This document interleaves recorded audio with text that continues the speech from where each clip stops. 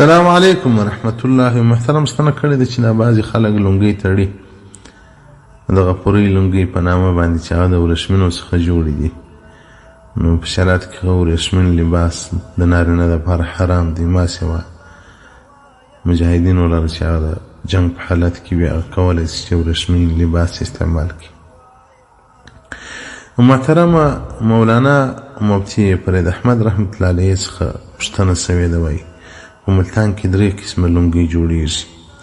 یوې تار والا ده، دویمه میکس لونګۍ ده، دریمه ورېښمي لونګۍ ده چې قیمت بها دی، غټ قیمت یې دی. نو د دې استعمال د شریعت نظر څخه څنګه دی؟ ده په جواب کې ورته ویلي دي ویله هغه ورېښمین چې د چینجو څخه لاسته راسي د هغو استعمال حرام دی، او نور ورېښمین چې د چینجیو څخه لاسته نه راغلي هغه ورېښمین نه بلل کیږي، د هغو استعمال ناروا هم نه دی.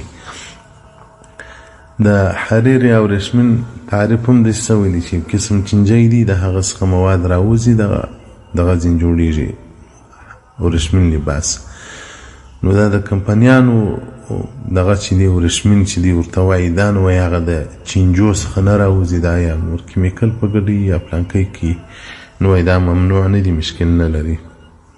تا وایي فریدیه سبحان د 50 جلد نم باب اللباس والزینه. والسلام علیکم ورحمة الله وبرکاته.